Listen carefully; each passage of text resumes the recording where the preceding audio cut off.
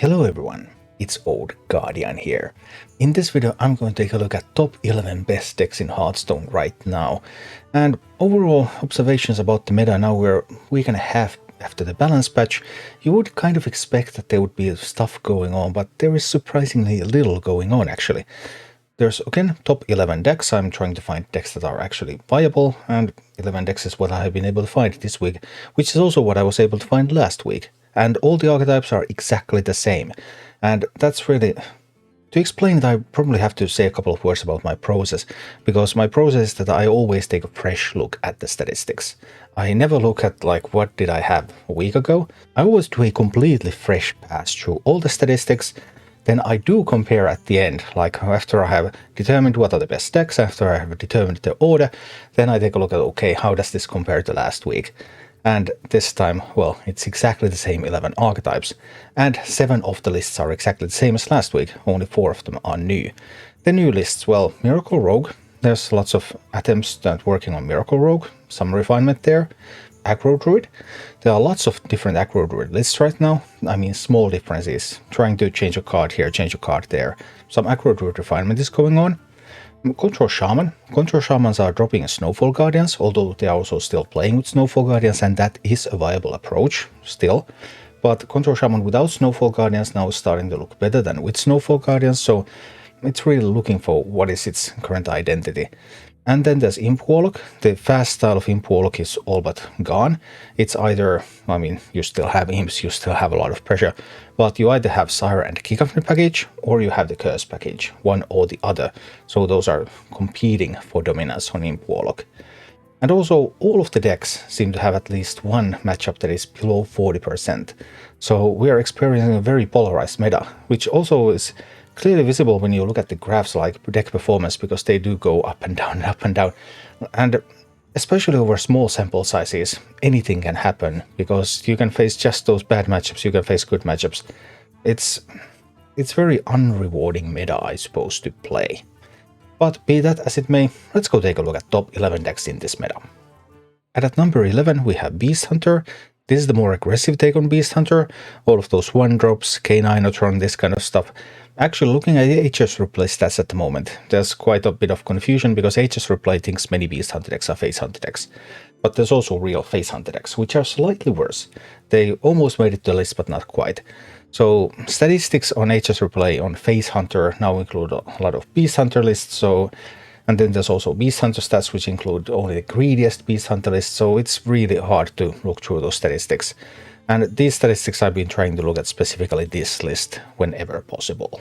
Then at number 10 we have Control Shaman, and this is the new style of Control Shaman. Grad Caretakers, Wild Paw Caverns, no Snowfall Guardian. And again, on HS Replay, Control Shaman and Evolve Shaman are completely mixed up. Like, most Control Shaman decks are now recognized as Evolve Shaman decks, but there's also some real Evolve Shaman decks, so there's quite a bit of trouble on HS Replay trying to browse through those statistics, trying to make sense of them, because different archetypes are just conflated into one, so that's a bit of a problem. But anyway, Control Shaman, this seems to be the best performing list at the moment, the one that drops the Snowfall Guardians, and it is still above 50%, but it is a little bit weaker than it used to be. And coming in at number 9 we have Naga Priest. Naga Priest has not changed. Naga Priest is what it is, and it's pretty good when it works. It's also pretty great against Miracle Rogue, because you just snowball faster than the Miracle Rogue even. But yeah, it's a deck that's always promising. It's always so promising. I'm just waiting, hey, when is Naga Priest going to be the best deck? And it never is. But it's always a playable deck. At number 8 we have Imp Warlock, and this week it looks like the best Imp Warlock style is this Curse style. We have Zagool, we have Abyssal Wave, Lady Darkvein. The alternative is the one that runs Gigafin and Side Nathrius. Also a fine approach, you can totally play that. You can see last week's meta video that featured the Side Nathrius list. But right now it looks like the Curse list has a small edge, and this is Imp Warlock. At number 7 we have Quest Priest. Quest Priest really enjoys facing Aggro Druids, facing Miracle Rogues, quite popular decks right now. Quest Priest is like, alright, bring it on. And the best type of Quest Priest, it's actually the same as it was last week, is the one that runs Rustrot Viper as a deck card. There's just a bit of need for weapon removal, just to ensure that you keep winning. And at number 6 we have Miracle Rogue. Last week I featured a Miracle Rogue list with Silverleaf Poison. That doesn't seem to be the best approach. There's also lists that are running Yoink. That also maybe not the best approach. It's actually looking like the best 30th card in this deck is Backstab. Yeah, simple as that. Just so you can really go with that Edwin and make things happen and boom. Miracle Rogue still has plenty of counters though, so even though there's a lot of talk about Miracle Rogue and oh no, I got blown out of the game by Edwin turn 3, that sort of stuff, yeah, that happens. But overall in win rate, Miracle Rogue is not oppressive at all. It is strong, but not oppressive. The 5th best deck in the game at the moment is Big Spell Mage, and this Big Spell Mage is the non-Renatal list, the just 30 card list. It seems that for Big Spell Mage, running 30 cards is better than running 40 cards. There are Renatal lists also in the competition.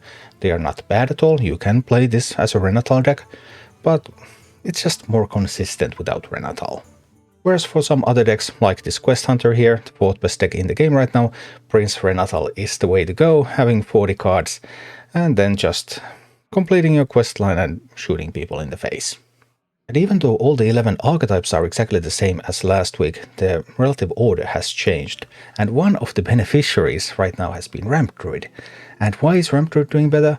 Well, because Druid has 2 very strong decks right now, Aggro Druid and Ramp Druid, and what you want to do against each is completely different. They're like the polar opposites. So Ramp Druid benefits from that uncertainty when it comes to mulligan, and it has been able to find a pretty decent spot in the current meta. Then we also have Spooky Mage. Spooky Mage has been strong ever since the nerfs. Spooky Mage just occupied that number 1 slot for a while, but right now there is no clear number 1 deck in the game, because as I said earlier, almost all the decks have at least one sub 40% matchup. So every deck can be countered, no deck is just universally strong. Spooky Mage running the Renatal package so that it survives better against aggro is one of the better decks still. But right now the best performing deck in the game is a budget deck. Yeah, Aggro Druid, really cheap. There's a bunch of variants of Aggro Druid around right now, and this one, compared to the most popular list, this one cuts the crooked kooks and adds 2 copies of Clawfury Adepts. And this seems to be the strongest variant at the moment, but the variants are really close. There's also Power of the Wild is used sometimes, and those kooks are used sometimes.